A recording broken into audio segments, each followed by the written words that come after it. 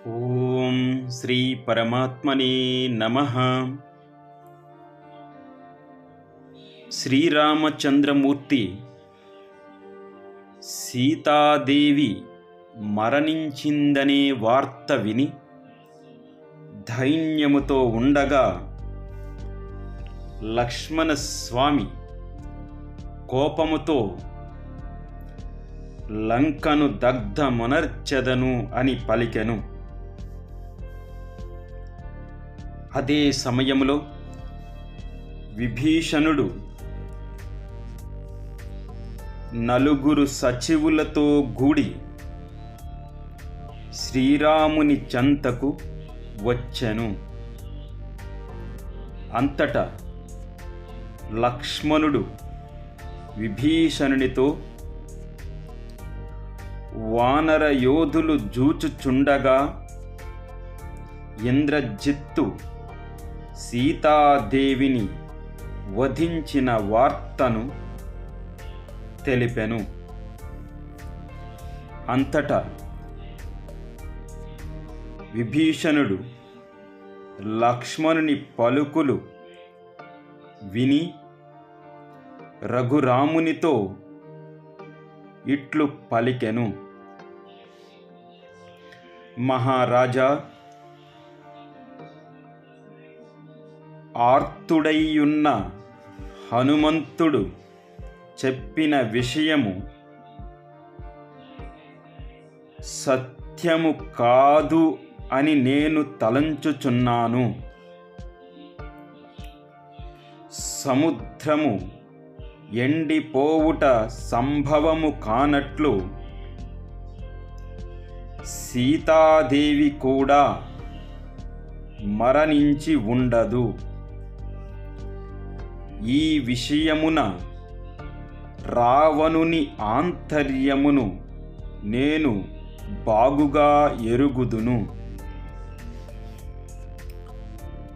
రావణుడు దురాత్ముడే అయినప్పటికీ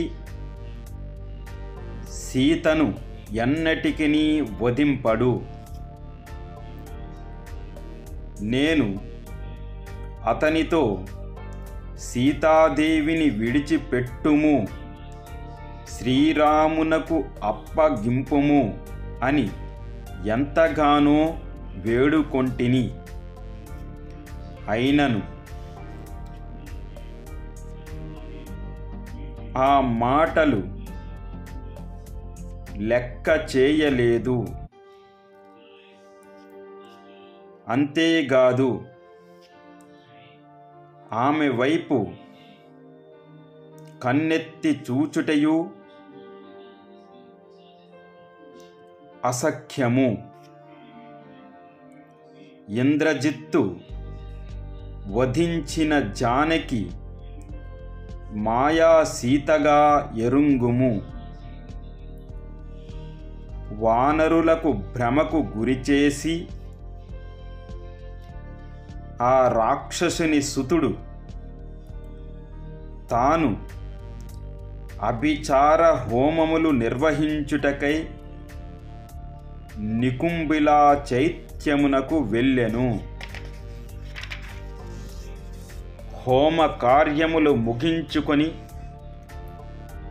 అతడు యుద్ధ రంగమున నిలిచినచో ఇంద్రాది దేవతలు సైతము తనని జయించుట అసాధ్యము. ఇది బ్రహ్మదేవుడు ఇచ్చిన వరము.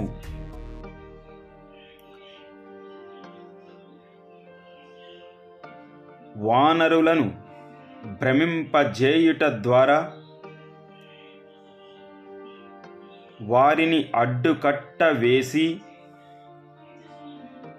అతను హోమకార్యములు చేయుటకు సైన్యములతో అచటికి వెళ్ళెను. శ్రీరామ, మా వెంట సౌమిత్రిని పంపుము.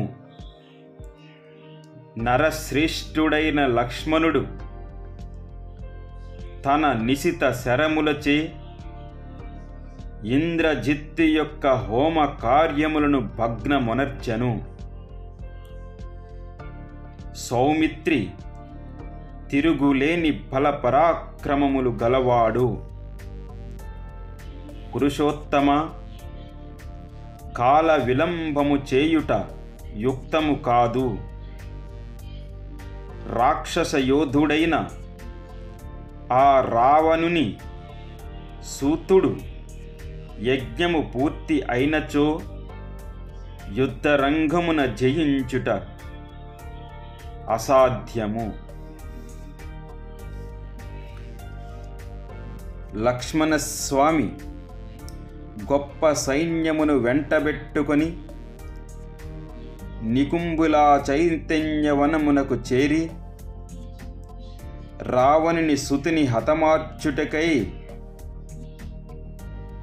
వెళ్ళుట ఎంతేనీ యుక్తము.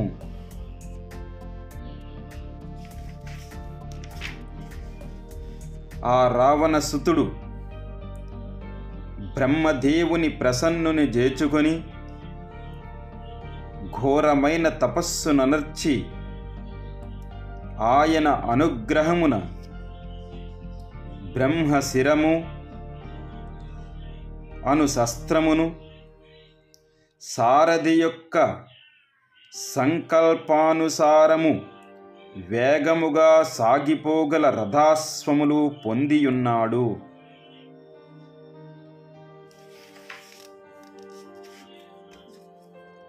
అతనిని వధించుటకై లక్ష్మణునికి ఆజ్ఞను ఇమ్ము.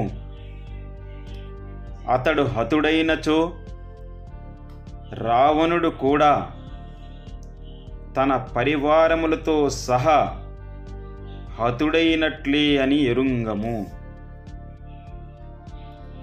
పిదప శ్రీరాముడు విభీషణుని మాటలు విని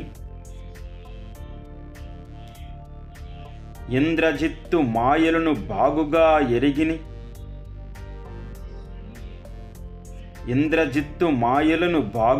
ఎరింగిన వాడై మిగుల యశస్వి అయిన లక్ష్మణునితో శ్రీరాముడు ఇట్లు పలికెను. లక్ష్మణ, సుగ్రీవుని వెంట ఉండు వానర బలములను హనుమదాది ప్రముఖ కపి సేనా నాయకులను భల్లూక రాజగు జాంబవంతుని అతని సైన్యమును వెంట తీసుకొని నికుంబులా చైత్యమునకు వెళ్ళుము. విభీషణుడు అతని సచివులతో కూడి నిన్ను అనుసరించి వచ్చును. అద్భుత పరాక్రమశాలియగు లక్ష్మణుడు శ్రీరాముని ఆదేశానుసారము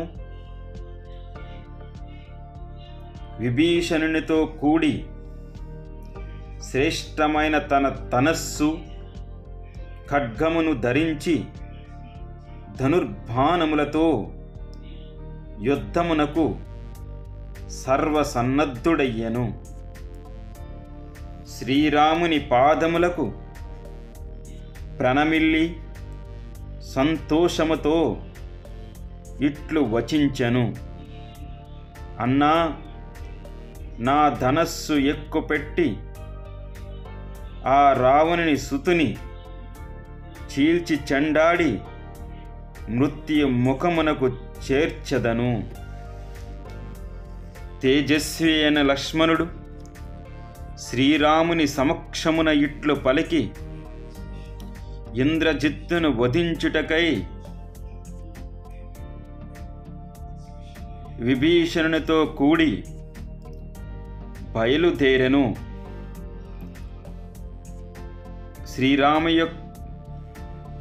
శ్రీరాముని యొక్క ఆశీర్వచనములు పొంది హనుమంతుడు, జాంబవంతుడు వేల కొలది వీరులతో కూడి లక్ష్మణ స్వామిని అనుసరించిరి.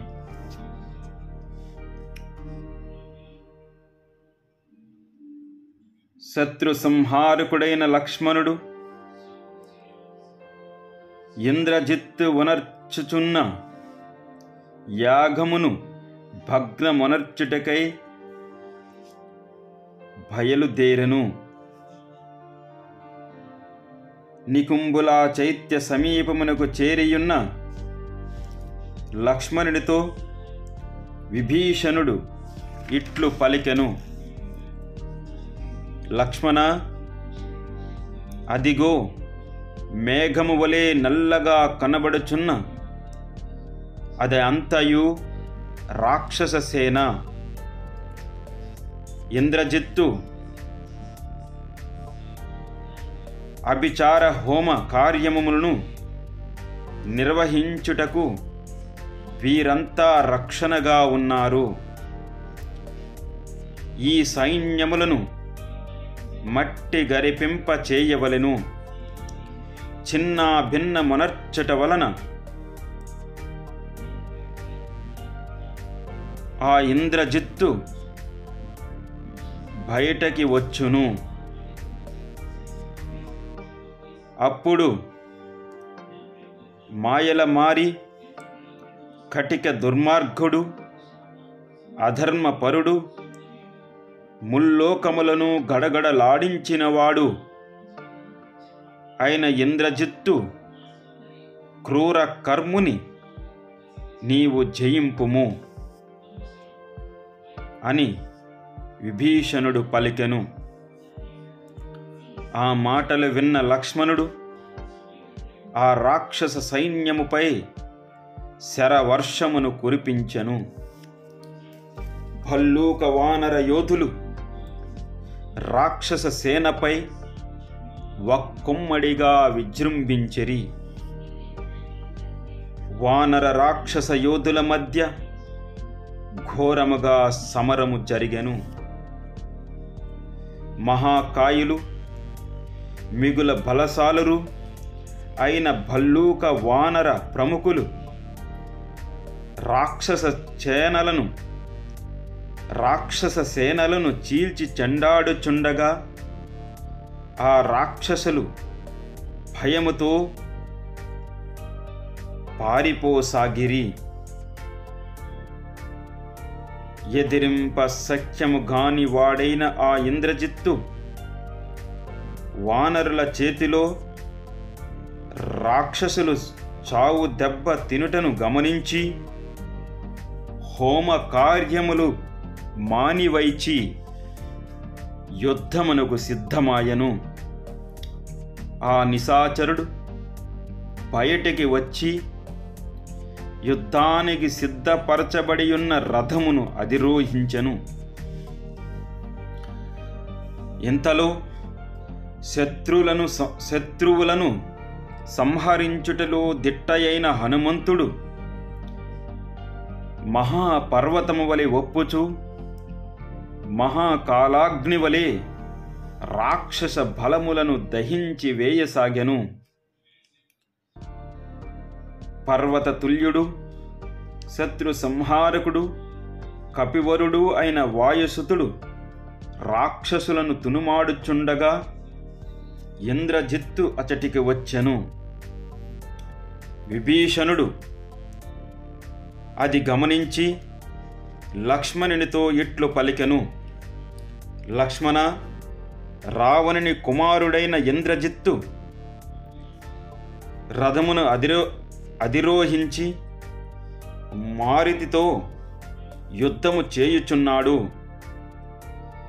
నీవు నీ శరములతో ఆ రావణుని సుతిని జయింపుము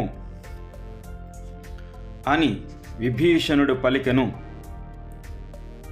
బలశాలియు రావణ సుతుడును అయిన ఇంద్రజిత్తు కవచము ధరించి ధనుర్ధారి అయి రథముతో లక్ష్మణునికి గోచరించెను.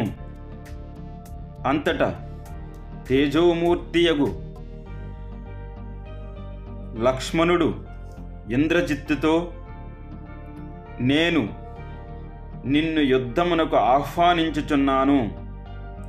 నీవు సర్వసన్నద్ధుడివై నాతో సమరమునర్పుము అని పలికెను.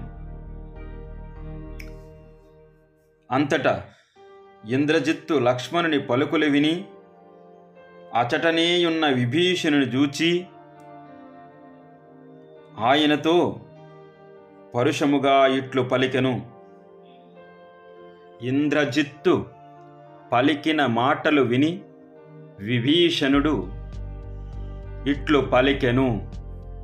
తరువాతి శ్లోకములు రేపు విందాం. జై శ్రీరామ్.